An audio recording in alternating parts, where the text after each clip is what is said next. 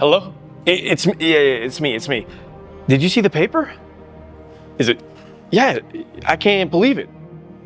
Okay, I just wanted to make sure it's true. I'll let them know right now. Thank you. Okay, bye. There's not much more I can say about this round, other than the United States of America has just declared war.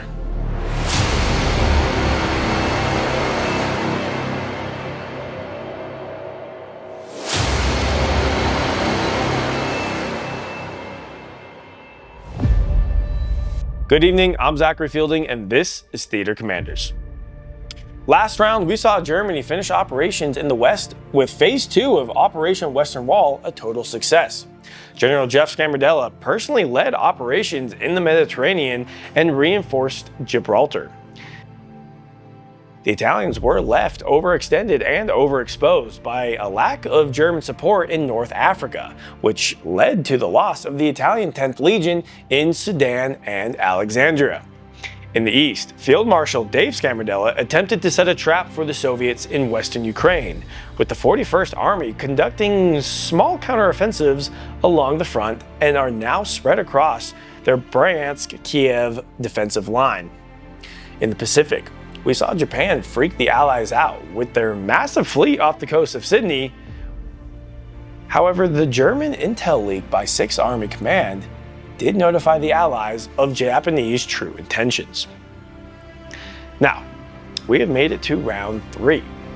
We will focus on the European theater first, with operations kicking off in the Atlantic. German Naval Command, with air support from Gibraltar, engages HMS Unsinkable in Sea Zone 91. The Germans had just lost their last heavy surface warship to the British here last round and are now looking for revenge. A German U-boat surfaces around 0133, shortly after launching torpedoes towards the British cruiser.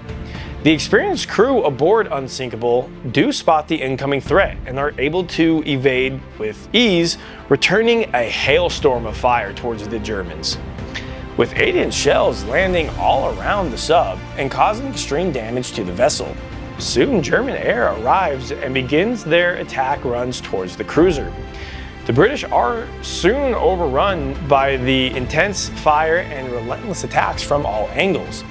They do manage, however, to land a direct 8-inch shell on the wounded U-boat, sending her to a watery grave, before a German dive bomber buries a 500-pound bomb in the forward magazine of HMS Unsinkable. This causes a massive explosion that rips the ship apart, with reports of no survivors aboard HMS Unsinkable. The German air is soon recalled to Gibraltar to keep the fortress protected for at least another round. Now, that concludes operations in the Atlantic for German Command, with the main operations kicking off on the Eastern Front, where we see Field Marshal Scamardella has just issued his next round of orders.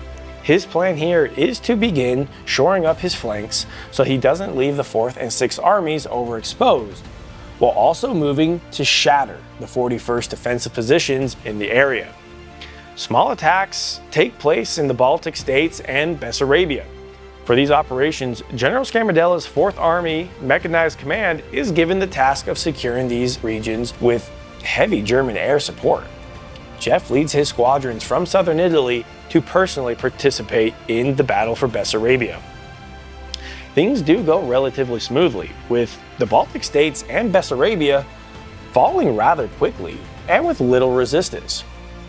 The main body of 4th and 6th Armies, as well as the 1st Panzer Divisions, advance into western Ukraine, led by Field Marshal Scamardella, to relieve the battle-fatigued divisions along this sector. This was the 3 divisions of the 6th Army forward detachment that had survived and held back the Soviet attacks last round.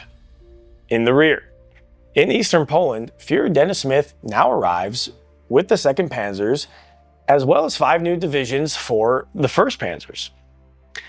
The German air forces are busy in the skies. Not only are they supporting the 4th Army's attacks along the flanks, they also fly deep into Soviet-held territory, bombing the Soviet capital, Moscow. 3 squadrons of bombers enter within range of the Soviet air defenses. Soon the sky is littered with plumes of black smoke from exploding AA shells. 1 full squadron of German bombers were taken down before their bombs could be dropped. The remaining 2 bomber squadrons make their way to the industrial heart, scoring 10 points of damage on the industrial heart of the city. All the squadrons operating in Russia land in eastern Poland, General Jeff Scammerdella among them.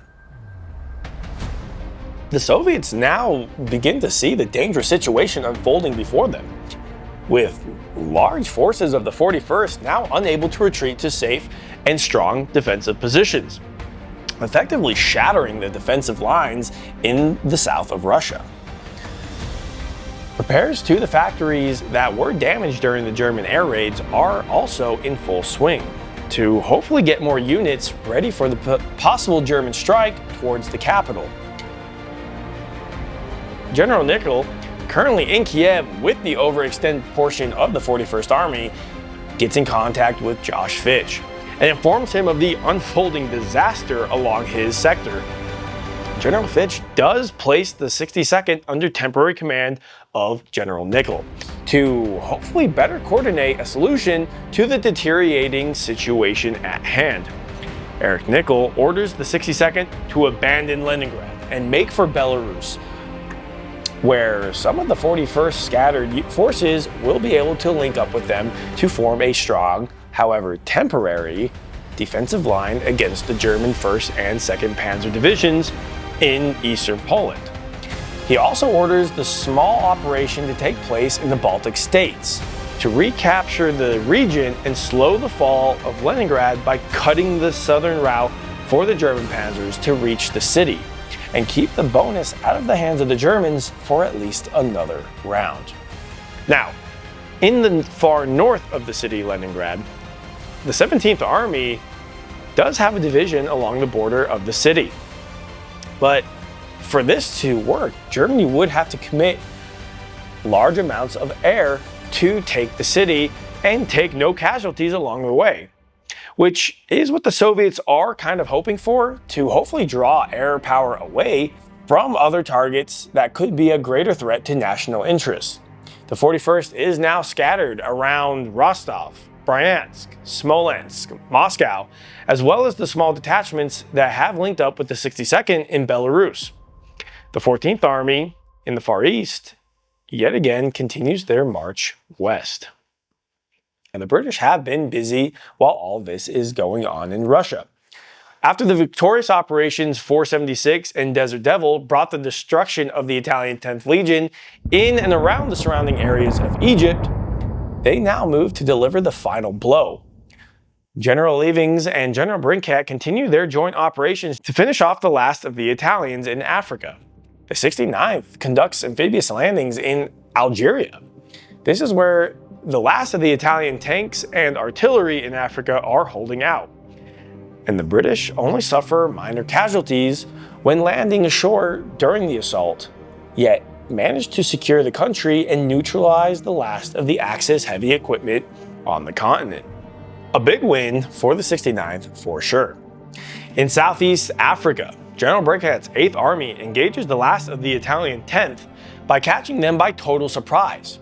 They suffer no casualties in the battle, which only lasts for 1 round, and manage to subdue the last Italian 10th Division on the continent.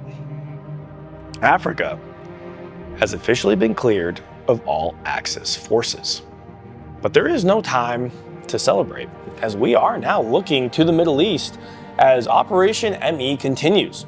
The British have just now been able to regather their forces for another push into Iraq after the total failed invasion a couple rounds back.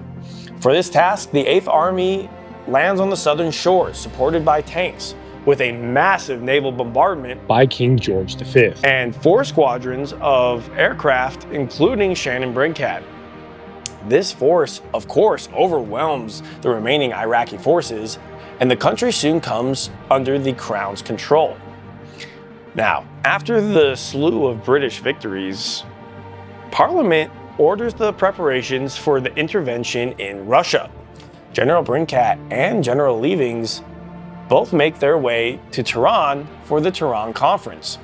Here, the two generals discuss the plans for the coming push into Russia. 5 squadrons of planes sit ready to fly north, with another 2 already landing in Stalingrad, poised for Moscow. Allied commands are feeling a sense of relief, as now Africa has been secured and all efforts can now turn to helping the Soviets just hold on. At least just until the US can join the war and open the second front against the Germans. Well, this relief does not last long. At the Tehran Conference, General Brincat discusses his concerns of Italians not giving up on Africa and pushes to keep a defense force in Cairo. A quick response unit, if you will. He asks for the Free French and ANZAC forces to also take part in this defense. However, Parliament and other allied nations present do not see a need for such a force. They push to now march everything towards Russia, as Africa is secured and out of reach of the Italians and German allies. However, intelligence soon reaches the Allied commands that the Italians have put to sea a powerful new surface warship, as well as a transport. The Italians are prepared to hold on to their control of the Mediterranean with the new battleship Admiral Swille, dedicated to the fallen Italian hero Admiral Swille, the fallen hero from the Toronto raids in round 1. Well, this massive warship is commissioned off the coast of Rome and joins the Italian fleet in Sea Zone 95. This now proves General Brincat's concerns to be a valid point, with Africa now under threat yet again. But we shall see how the British High Command deals with such a threat next round. One last key note for the British is HMS Dauntless now arriving in Sea Zone 106 off the eastern coast of Canada. They are now preparing for operations to kick off to recapture Gibraltar, since the US president has now just declared war on the Axis powers. Oh yes, did I not tell you already? Right, well, President Danny Davis makes a historic speech to the joint session of Congress about the evils being performed around the globe by the Axis powers, such things like Germany bombing civilians in Moscow and burning cities across Ukraine, and the Japanese brutal march against the Chinese people, with reports of executions a regular occurrence. Well, President Davis ends his speech asking for a declaration of war against the Axis powers, and in a stunning vote, the House votes 388 to 1 and the Senate 82 to 0 in favor of war. President Davis has just drawn the United States of America into the now global conflict, a war that will surely see thousands of young American men killed on far-off Pacific islands and in European fields, as the US is now at war with Germany, Japan, Italy, and all other Axis nations. Now, here's some important information to keep in mind. Before this was put to a congressional vote, General Brandon Morgan, commander of the Pacific Forces, was notified personally by the president to begin his counter push against the Japanese and to get into a strategic position before war was declared. Since the Japanese have just pushed the Chinese further back into China, with the Chinese only able to conduct small operations to the southern flank to widen their defensive front and hopefully keep the Japanese from being able to permanently crush their resistance. The Chinese now only hold 2 western provinces, as Japan is now in position to strike the main body of the CCP and nationalist forces next round. And at sea, Admiral Tom Bonner and Emperor Smith maneuver into position for their massive attacks across all of Southeast Asia and the South Pacific, as we talked about last round, with Tom Bonner now off the northern coast of Australia and the Emperor now off the coast of the Philippines.